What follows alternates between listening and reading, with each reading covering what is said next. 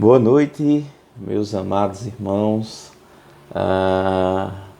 Com saudade de estar com vocês, ali pessoalmente, poder abraçar os irmãos, estar próximo, aquela comunhão gostosa, mas graças a Deus pelos meios que Ele nos proporciona de mantermos contato uns com os outros e podermos, mesmo entendendo que não é a forma melhor, mas é a forma possível. Então louvamos a Deus por isso, e que os irmãos possam, à medida que vocês estão passando por essa dificuldade de estar juntos em comunhão, ter um pensamento, se ainda não tem, da valorização de estar juntos em comunhão, né? Então, estou com saudade de cada um de vocês. Deus abençoe a cada um, espero que todos estejam bem, com saúde, tomando as devidas precauções, o isolamento que é necessário, nesse tempo em que cada um tem suas verdades. É bom a gente saber tomar decisões baseadas em verdade comprovada, em precauções, e não viver aleatório. Então, sabemos como se tem alastrado o vírus em outros países, e esse isolamento se faz de extrema necessidade para que as consequências sejam amenizadas. Então, estejam orando no tempo de oração de vocês, em casa, com a família, estejam orando por essa situação. A tendência é que fique pior, e os irmãos têm que ter ciência disso e ter uma atitude coerente, uma atitude tranquila, consciente dessas coisas, né? Então, se espera isso da igreja, de um povo sensato, de um povo equilibrado, né? Então, Deus abençoe. Sabemos que Deus é soberano sobre todas as coisas, tudo está debaixo do controle dele, mas temos que fazer, sim, tomar atitudes que a Bíblia nos orienta a sermos sábios, né? Ver o mal e se desviar dele. Não podemos tentar o Senhor. Então, tenham essa atitude, não se deixem levar por qualquer frase feita, né? No mais, irmãos, hoje é o nosso culto de oração. Hoje à noite vamos poder aprender um pouco mais da palavra do nosso Deus acerca da escatologia. Temos estudado já algumas semanas, algumas regras de interpretação e tudo. Hoje nós vamos falar sobre a promessa do arrebatamento, a promessa que a igreja aguarda, como fala lá em Tito, a bendita esperança, né, dos crentes. Então, nossa esperança não é aguardar um anticristo, é aguardar o nosso bendito Salvador, que virá como um ladrão numa hora em que ninguém espera. Então vamos ver essas promessas, né? E ao decorrer de outras semanas, e aí, vamos passar pela tribulação ou não? É claro que nós não vamos passar pela tribulação, não é um tempo para a igreja, e vamos poder aprender sobre isso, né? Mas mais para frente. Hoje apenas vamos ver acerca do arrebatamento e dessa esperança que deve motivar os crentes a servir, a viver de maneira piedosa, a viver de maneira agradável ao Senhor, né? Mas antes vamos louvar o nosso Deus. Irmão Túlio preparou um louvor para que possamos cantar e render graças a Deus, né? Sabendo que Ele é soberano sobre todas as coisas, que Ele está no controle de tudo, né? Então vamos louvar o Senhor. Deus abençoe. Olá, amados, que a graça e a paz do Senhor seja com todos. Vamos louvar com o hino do cantor cristão de número 305, que tem por título Consagrar Tudo. Vamos louvar ao Senhor.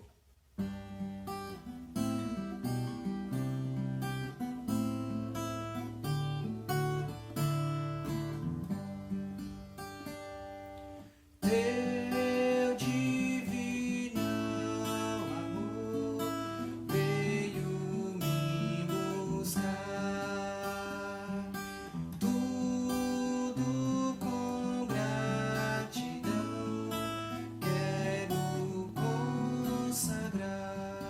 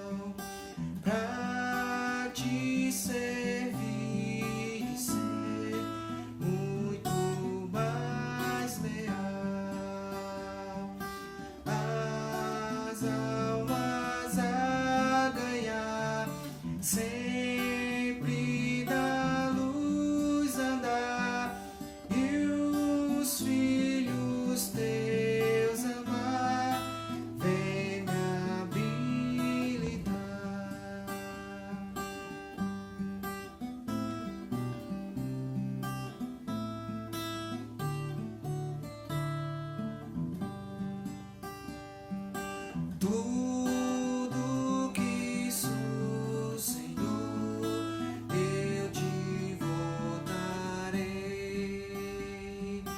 Do mundo vil e mal, nunca mais serei. Teu rosto quando vi, amor nos céus e a glória do porvir, vou enfim fruir. Amém, louvado seja Deus. Amém, amém. De fato, somos gratos ao Senhor, pois seu amor é manifesto, né? Eu me lembro de Israel, Deus dizendo que ama Israel, e o povo de Israel perguntando: por que tu nos ama? Ele diz: eu vos amo porque eu vos escolhi. Deus fala através do apóstolo Paulo, quando ele escreve aos Romanos: mas Deus prova seu amor para conosco. A prova do amor de Deus não é baseado em circunstâncias, mas é baseado naquilo que ele fez na cruz do Calvário.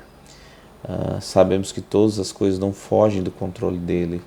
Ele diz: prova seu amor para conosco, que Cristo morreu por nós, sendo nós ainda pecadores. É nisso que se baseia a nossa gratidão. E também nas circunstâncias. A Bíblia fala que em tudo devemos ser gratos ao Senhor. Todas as circunstâncias, elas são um aprendizado para nos levar à conformidade à imagem de Cristo, né? Talvez a gente esteja muito seguro nessa vida que temos vivido aqui na Terra. Talvez tenhamos esquecido muitas vezes que nossa pátria não é aqui, que nossa luta não é uma luta terrena, que a nossa pátria ela é celestial, de onde nós aguardamos. Será que nós temos pelo menos aguardado o nosso Salvador?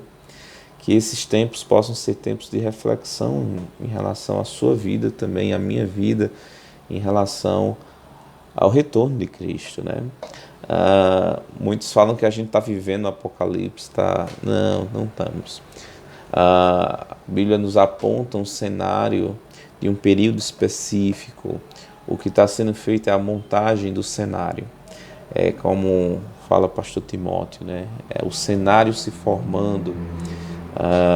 Antes de um grande espetáculo, se tem que formar o cenário. Você chega lá o chefe do teatro e diz assim: nós temos uma peça daqui a meia hora, não foi formado o cenário. Como é que vai ocorrer a peça, né? Então, aquilo que a gente vai poder ver isso mais detalhadamente quando a gente for estudar a tribulação, mas aquilo que vai ocorrer, a gente não tem nem ideia. É a própria ira de Deus sendo derramada, os cálices da ira, né? O tempo da angústia de Jacó, né? Um tempo terrível. E que eu oro que você não esteja nesse tempo, porque ele está próximo. Mas antes a igreja vai ser arrebatada, né? E a gente tem essa promessa em alguns textos. E eu queria ir com vocês até esses textos. O primeiro texto que eu queria que vocês abrissem é em João, Evangelho de João, capítulo 14, versículo 3. Deixa eu colocar aqui, que fica melhor para mim. João capítulo 14, versículo 3. Diz o seguinte, lá o contexto, Cristo dizendo que vai partir, que vai morrer, e eles ficaram: como assim? Cristo não vai estar mais conosco, né? Então o Senhor fala aquela frase que muitos conhecem: não se turbe o vosso coração, nem se atemorize, né? Credes em Deus, crede também em mim. Uma coisa que nesse tempo que temos vivido é a falta. Nesse tempo que temos vivido, temos desfrutado disso, não é um desfrutar bom, é a falta de confiança na palavra de Deus. A palavra de Deus nos dá segurança. Ela nos diz, ela nos fala acerca de coisas seguras. Inclusive na dificuldade que temos de lidar com a morte. Ela nos traz tranquilidade. Sabemos para onde vamos, sabemos para onde estamos indo, né? Então nós não devemos, nas situações da vida, essas pessoas iam passar pela morte de Cristo, pela partida dele. Ele diz: não se turbe vosso coração. Credes em Deus, crede também em mim. Aí o que é que ele vai dizer no versículo 2 e 3? Se não fora, eu vos teria dito, pois vou preparar-vos lugar. E quando eu for e vos preparar lugar, voltarei. Voltarei. Aqui você tem a doutrina do retorno de Cristo. Aqui não usa a palavra arrebatamento, mas a Bíblia fala sobre arrebatamento de várias formas, né? Hebreus fala sobre arrebatamento, Filipenses fala sobre arrebatamento, o texto de João fala sobre arrebatamento, o texto de 1 Tessalonicenses fala sobre arrebatamento. Só que a forma como ele fala é diferente. Ele diz: voltarei e vos levarei para mim mesmo. Ele está preparando um lugar, e a promessa que ele nos faz é que ele nos vai voltar e nos levar para lá. Olha só que promessa grandiosa, né? Quando eu for e vos preparar lugar, voltarei e vos receberei para mim mesmo. O Senhor tem preparado um lugar e Ele vem nos buscar para levar para esse lugar. Então essa é uma promessa grandiosa que nós devemos nos apropriar dela, né? A Bíblia nos diz que a nossa salvação hoje, ela está mais próxima do que quando cremos. Hoje estamos mais perto de estar com o Senhor, né? Então, essas coisas devem trazer-nos esperança, consolo, né? Em estudo profético e estudo escatológico, nós temos 3 situações diante da escatologia. A primeira situação é de ignorar, de dizer algo sem importância, tem muitas figuras, né? Interessante que Deus colocou com um propósito, né? Se Ele colocou lá, a Bíblia fala em Timóteo, quando Paulo escreve a Timóteo, toda a Escritura é divinamente inspirada por Deus e é útil, toda ela, né? Então ela é útil. Então nós não devemos tratar com desdém ou de menor importância o ensino acerca da escatologia, porque é um assunto muito controverso, porque tem vários pensamentos, de forma alguma, né? A Bíblia, ela foi escrita, inspirada por Deus, e ela tem propósitos, ela pode ser interpretada, pois Ele nos deu um espírito. Nesse mesmo texto de João 14, ele diz que quando Ele for, Ele vai enviar outro Consolador, e esse Consolador ensinará todas as coisas, né? De maneira, e a gente estudou, acredito que há uns 2 semanas atrás, o que difere muito acerca da interpretação de profecia é como você busca interpretar.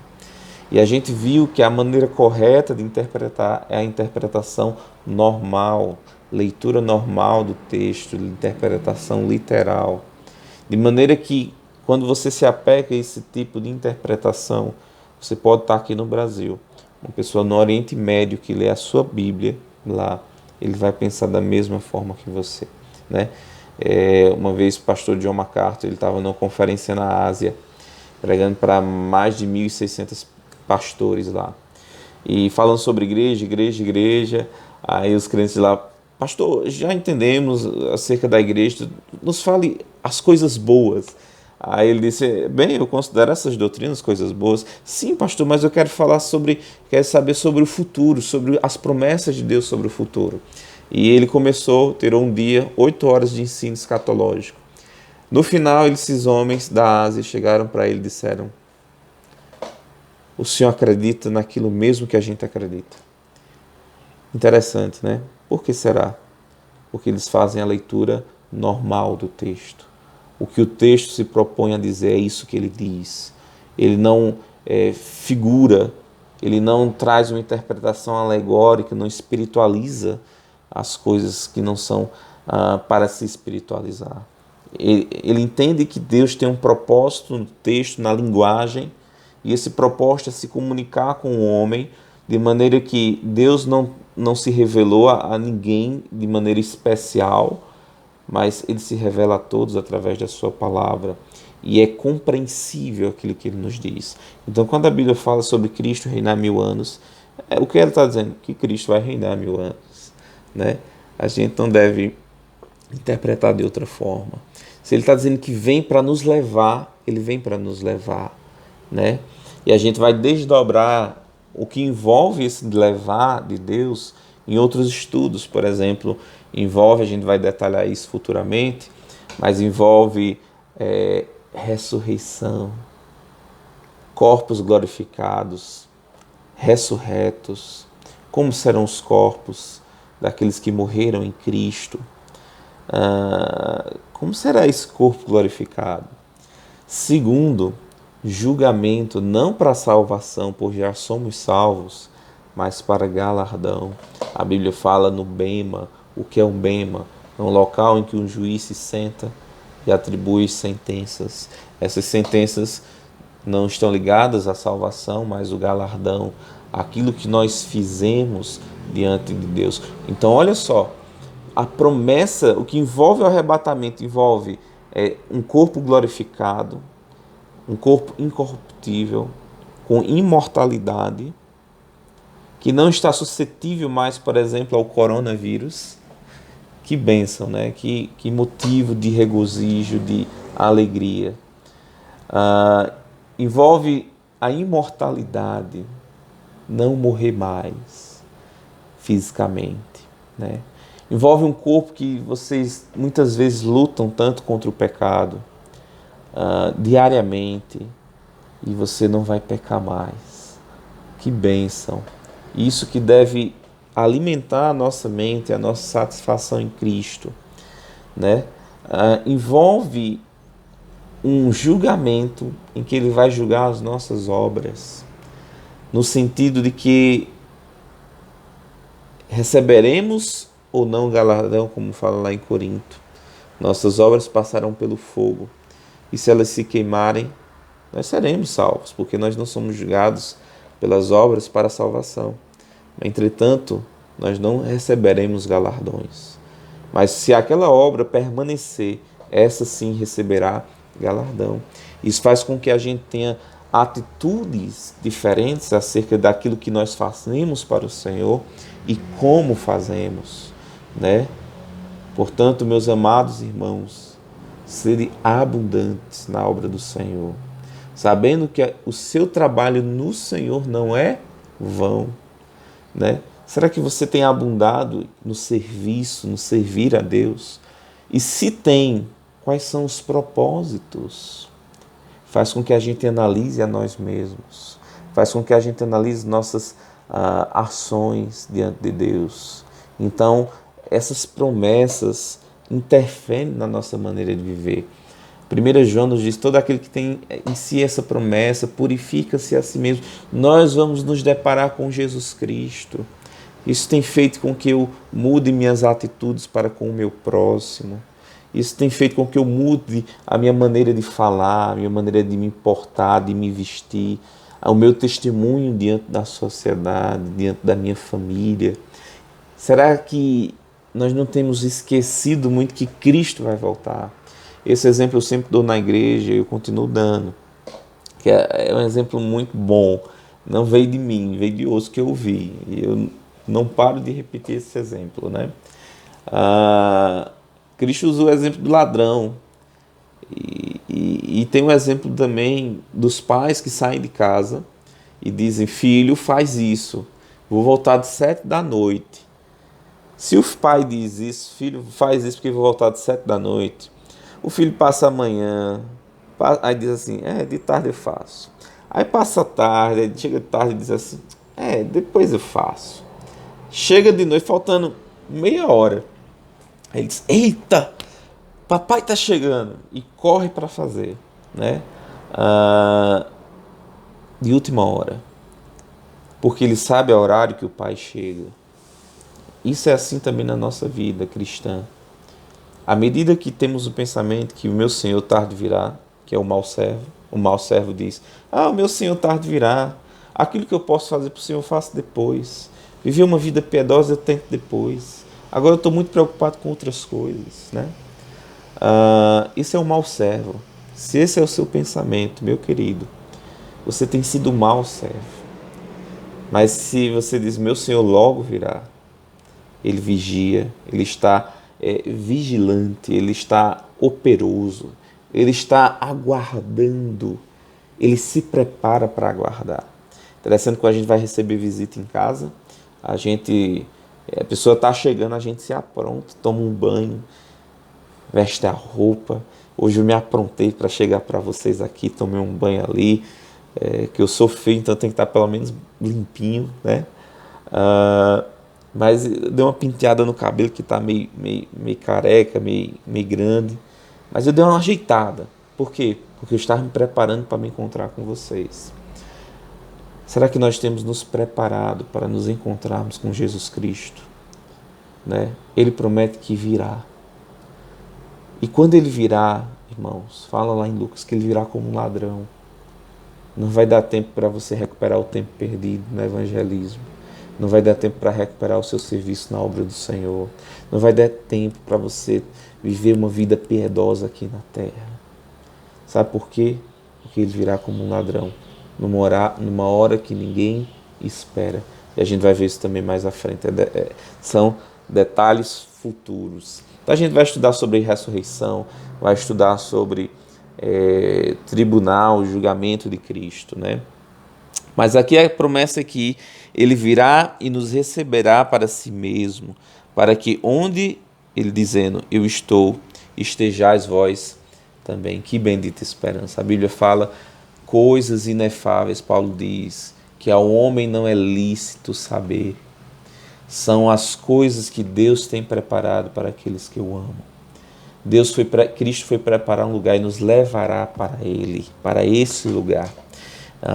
Isso já quebra muita coisa, né? Parece que a gente não vai simplesmente subir nos céus, receber um corpo glorificado e voltar.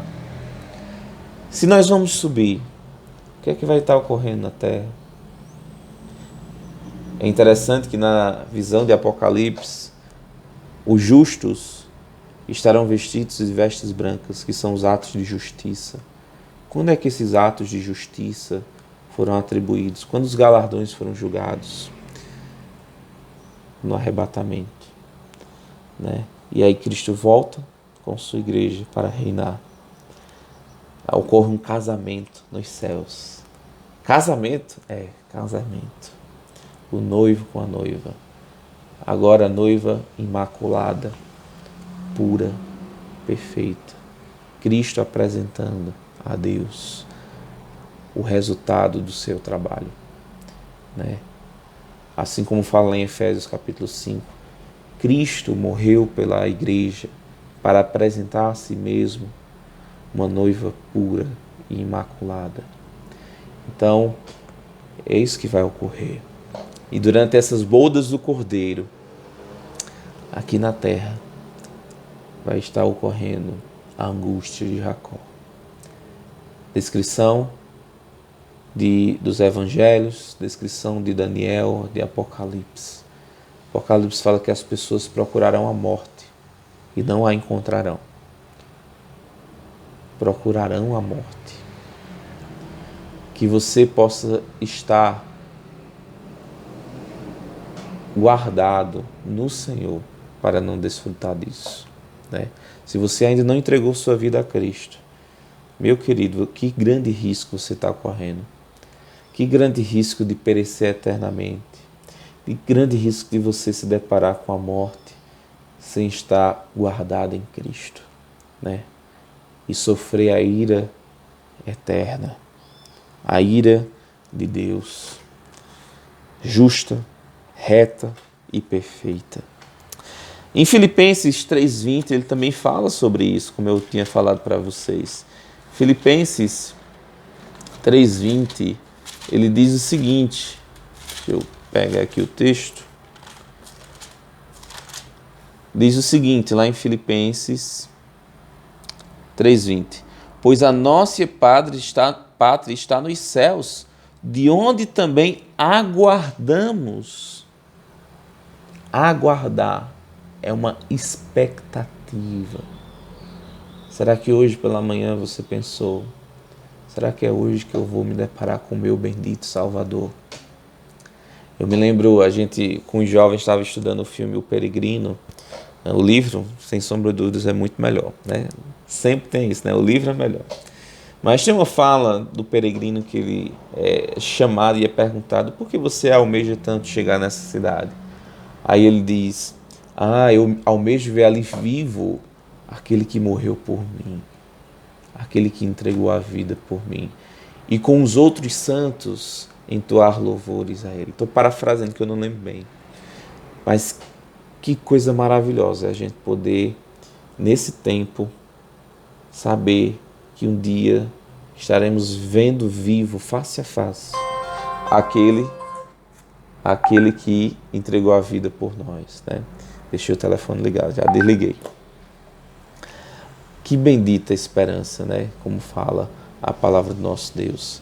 Que possamos, de fato, ter essa bendita esperança em nossas vidas, que isso possa nos tranquilizar diante dessas situações de corona, de risco de morte. Isso não muda que temos que ter as precauções, mas entendemos que Deus é soberano e tudo está sob o controle dele, nada foge. A Bíblia fala que nem um cabelo de nossa cabeça cai sem a permissão de Deus, né? Então isso possa nos trazer tranquilidade nesse tempo de muitas incertezas. E eu posso lhe afirmar, muitas dessas incertezas, dúvidas, medo, vêm através da falta do conhecimento da palavra do nosso Deus. A Bíblia diz: o meu povo perece por falta de conhecimento, né? O meu povo, muitas vezes, o povo de Deus é levado não por aquilo que Deus fala, mas por aquilo que homens dizem, por aquilo que autoridades políticas dizem, né? Mas que nossa confiança possa estar firmada no Senhor Jesus Cristo. Último texto que eu queria trabalhar com vocês hoje é 1 Tessalonicenses capítulo 4, versículo 13 a 18. É uma das descrições mais importantes acerca do arrebatamento. Eu queria que você me acompanhasse lá. 1 Tessalonicenses 4, 13 a 18. Deixa eu achar aqui.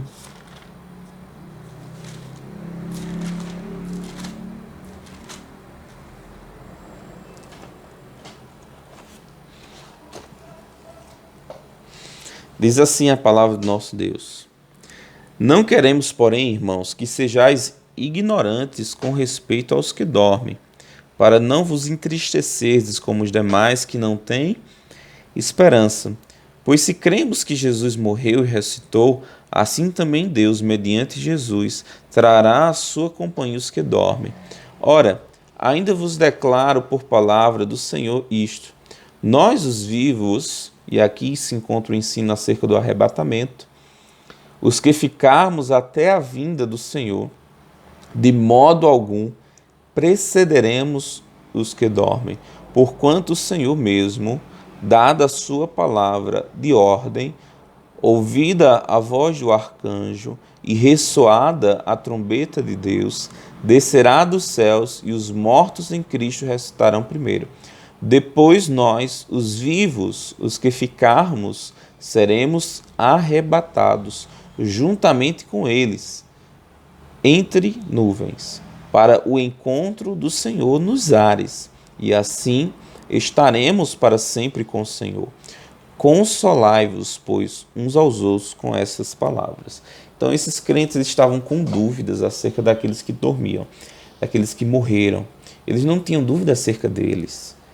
Entretanto, a dúvida era acerca daqueles que morreram. Então, o apóstolo Paulo vai esclarecer. Olha, essas pessoas que morreram, eles também participarão. E eles vão participar primeiro de vocês, vão ter um corpo glorificado antes de vocês. Primeiro eles vão ressuscitar antes de nós sermos arrebatados. Então, no ato do arrebatar, envolve a ressurreição dos mortos. Está envolvido no arrebatamento, né? Então, ele fala que nós nos encontraremos com o Senhor nos ares. Essa é uma descrição importante, porque ela difere exatamente do retorno de Cristo para reinar. Porque o retorno de Cristo para reinar, descrito lá em Atos, fala que assim como eles viram Cristo ser assunto aos céus, esse mesmo Cristo voltaria.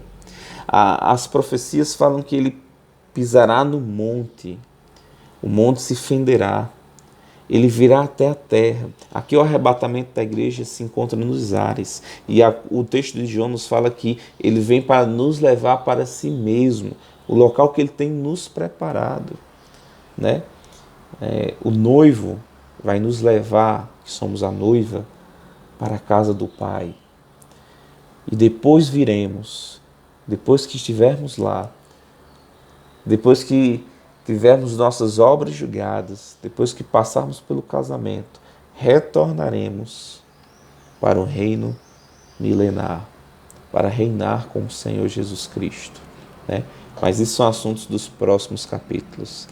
A gente vai esclarecer mais acerca da tribulação quando formos ver esse assunto e por que a igreja não vai passar pela tribulação. A gente vê essas dificuldades, temos passado, é passível de ocorrer, eu já falei, as tribulações virão, mas não chegam nem perto daquilo que a Bíblia descreve. 1/3 da população morrendo, depois outro terço, depois mais 1/4 da população morrendo, né? Aí ele dá o exemplo das dores de parto. E à medida que se encaminha para o final da tribulação, as coisas são terríveis. Você pode ter uma descrição disso a partir de Apocalipse, capítulo 6, até o capítulo 18. Então, o Senhor vem nos buscar. Devemos estar aguardando. Essa é a nossa bendita esperança. Tá bom? Deus abençoe e que nesses tempos de dificuldade, de tribulação passageiras, possamos manter nossa confiança no Senhor, sabendo que Ele tem nos amado. Deus tem prazer na morte dos seus. Como você enxerga isso? Com escândalo? Ou você pode desfrutar das promessas do Senhor? Isso pode confortar o coração.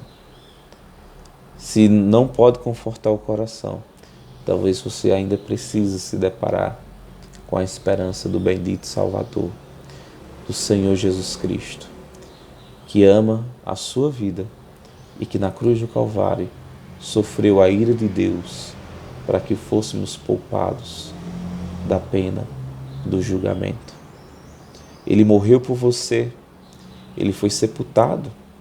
O castigo que hoje lhe é oferecido paz, que lhe traz a paz, estava sobre ele, como fala o profeta Isaías. Você confia? Você recebe esse presente que ele quer lhe ofertar? Ou você rejeita-o? Se depare com a eternidade e se depare que um dia o reto juiz virá, não mais como um salvador, mas como um juiz, que você possa conhecê-lo como um salvador. Deus abençoe. Uma recomendação bem rápida agora. Os irmãos da igreja, nós temos um grupo, então queria que vocês colocassem nesse grupo os pedidos de oração, todos. Então você coloca família, o nome da família, o representante da família, e coloca os pedidos abaixo. E todos os membros, os que estão lá, os congregados no grupo, vão fazer isso. Como estamos de quarentena, o que é que nós vamos fazer? Reunir a família e todos nós em casa vamos agora estar orando uns pelos outros, tá bom? Normalmente na igreja a gente faz os pedidos, divide e ora, Hoje a gente vai fazer os pedidos no grupo, orar em casa com a nossa família sobre todos os pedidos, tá bom? E você que não faz parte da nossa igreja, você pode agora se reunir com a sua família, fazer os pedidos de cada um ali ao redor da mesa e orar e falar com o Senhor. É um tempo importante. Precisamos orar, precisamos depender do Senhor, colocar diante dele toda a nossa ansiedade, pois ele tem cuidado de nós. Deus abençoe, tenha uma ótima semana na presença do nosso Deus. Deus está no controle. Deus cuida de nós. Deus abençoe.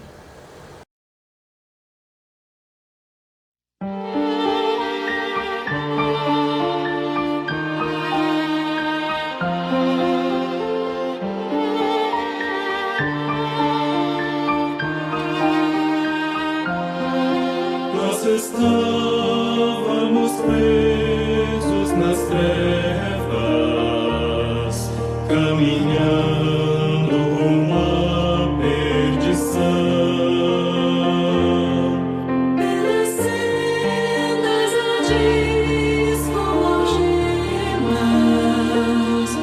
prosseguíamos na escuridão. Nada em nós poderia salvar-nos, Todo esforço seria em vão. só o Pai poderia livrar-nos, E o fez, deu-nos o seu perdão. Ele nos libertou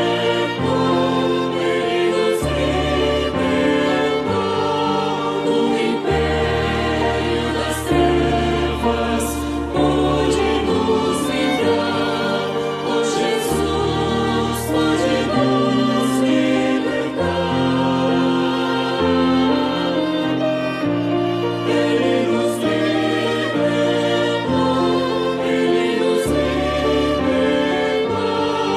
ao seu reino fugente, reino de amor.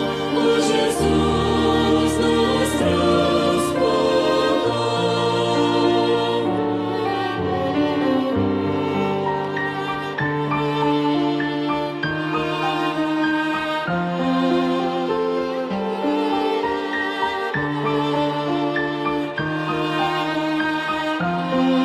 Das algemas libertos agora, no seu reino